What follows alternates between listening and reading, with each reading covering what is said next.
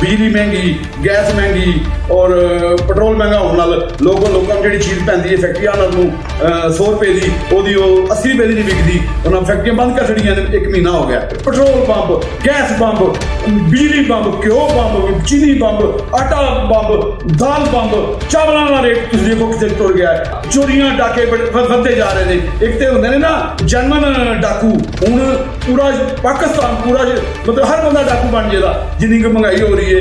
और रियासी इदारे उसके नाम लेने चाहिए ने, रियासी इदारे उसके नाम नहीं लै रहे और कोई मतलब आवाम का नहीं सोच रहे। पूरे पाकिस्तान के ओवरसीज पूरी दुनिया के होंगे ने और मेहरबानी कर अपने अपने इलाकों अपने महलों जो आस पास गरीब गुरब है उसकी मदद कर।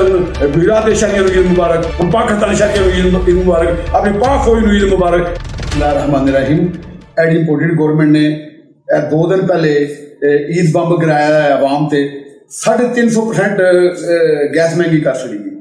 खुदा का खौफ नहीं कर रहे कि अपने लले तो लले अपनी लुट मार अपनी बगैरतियां उत्थे ना रखिया ने और आवाम से रोजाना बंब गिरा रहे हैं। एडा बड़ा उन्हें गैस का बंब गिराया जिन्होंने अगे 100 रुपये का बिल होता है उन्होंने 450 का बिल आता जुलाई तो एड़ा महीना चढ़िया। यानी कि जुल्म की इंतहा इन्हें कर दी है।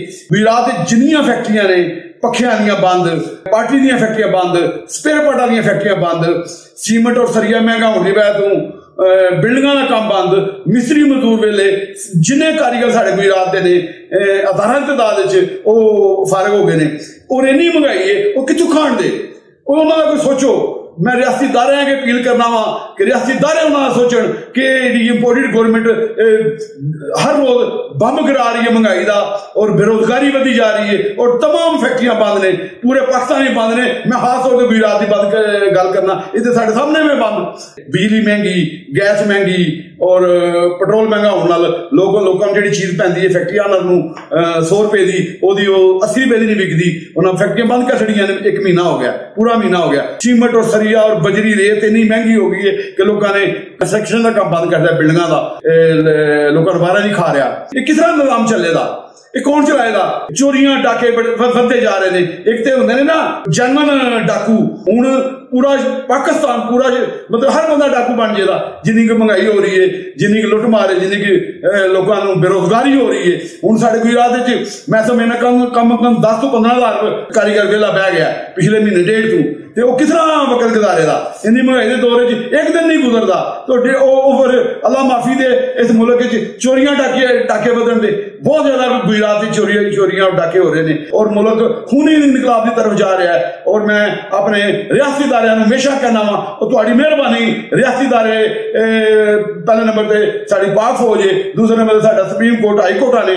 मैं इन्हां के रिक्वेस्ट करना वा, मैं इन्हां के अपील करना वा कि खुदा रा अपनी अखां खोलो, सत्तू पी के सुते हो और मुल्क खूनी इनकलाब की तरफ जा रहा है और तुहानू किसी चीज की ख्याल ही नहीं आ रहा। इंपोर्टेड गवर्नमेंट जी लैके आया अमरीका या दारियां की सपोर्ट सी और अज वाम की तबाही हो गई पिछले 2.5 महीनों के। इस तरह कभी होया नहीं जिंदगी च, असा देखे नहीं कि 2.5 महीने मुल्क की इन्ने बुरे असर हो जाए और इन्नी महंगाई हो जाए। और पेट्रोल पंप, गैस पंप, बिजली पंप, घ्यो पंप, चीनी पंप, आटा पंप, दाल पंप, चावलों का रेट तुम देखो कितने टुर गया है। 150 रुपए किलो चावल था, हूँ 300 रुपए किलो चावल हो गए ने। घ्यो मतलब 250 रुपए महंगा हो गया किलो पीछे। और ज़ालिमो वो किस तरह लोग खाते थोड़े उथे लले तो लले ने अरबा रुपए तुम खर्च कर रहे हो।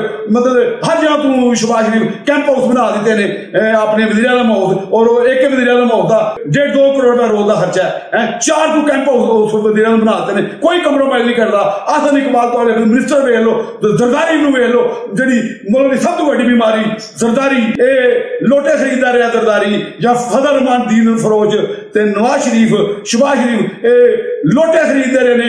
इमरान अल्लाह तला ने मेहरबानी की थी, अल्लाह तला ने हिम्मत दी इमरान कौन खरीदा गया और पाकिस्तानी कौन खरीदी उन्हें पूरी दुनिया खरीदी है। बगैरत और करप्ट और डाकू सिर्फ लोटे खरीदते रहे ने। MNA MPA खरीद के गवर्नमेंट होने वास्ते फिर लुटन लापे ने। और मनाहा ने कौम खरीदी है, पूरा पाकिस्तान उन्हें खरीदा, पूरी दुनिया ने खरीदी है अपने अंबल नाल, अपनी चुदरा नाल, अपनी ऑनेस्टी नाल उन्हें खरीदी याश है पूरी पाकिस्तानी कौम और लोटे खरीद के ते हुण लोटियां नूं इलेक्शन लड़न जावे नहीं रहे हल्के जान जावे नहीं रहे मेरी अपने रियासती इदारे आगे पी ले रियासती इदारे मेहरबानी करन और रियासती इदारे उस दे नाल लेने चाहिए ने रियासती इदारे उस दे नाल नहीं लै रहे और कोई मतलब अवाम दा नहीं सोच रहे बाकी मेरी आहट सारे अपने जेड़े गुजरात के शहरी ने जेड़े पाकिस्तान के शहरी ने साढ़े ओवरसीज जेड़े ने पूरी दुनिया च मैं सारिਆਂ ਨੂੰ ईद मुबारक देना वा बकर ईद ते महंगाई का दौर है कमजोर अवाम साढ़े कारीगर वेले हो गए सारे मजदूर वेले हो गए सारे मिस्त्री वेले हो गए बेरोजगार हो गए ते मेरी सारे ओवरसीज अगे अपील है पूरे पाकिस्तान दे जेड़े ओवरसीज पूरी दुनिया के होंगे ने वो मेहरबानी करन अपने अपने इलाकों के अपने महल्लों के जेड़ा आस पास गरीब गुरबा है उसकी मदद करन राशन पा के देन क्योंकि बेरोजगार होया महंगाई इन्नी हो गई है कातल महंगाई है जुल्म की इंतहा हो गई महंगाई की मेरी सारे जेड़े साहब सरबत पाकिस्तानी असं लोग हाँ उन्होंने भी उन्होंने ख्याल रखना चाहिए जेड़े बेरोजगार होए बैठे ने घर च भुख उन्होंने घर एक नवाला नहीं रोटी खाण नूं ते उन्होंने मेहरबानी करन उन्होंने राशन पा के देनी नगद मदद करन इस वक्त वो मुस्तक ने मेरी सारी ओवरसीज पाकिस्तानियों ईद मुबारक गुजरात के शहरियों ईद मुबारक पाकिस्तानी शहरियों ईद मुबारक अपनी पाक फौज ईद मुबारक जी साड़ी धरती मां हिफाजत करती है पाक फौज मेरी उन्होंने ईद मुबारक जी शहादत पेश करते हैं आखिर मेरा इको ही नारा होंदा है अपनी पाक फौज वास्ते पाक फौज जिंदाबाद पाकिस्तान जिंदाबाद।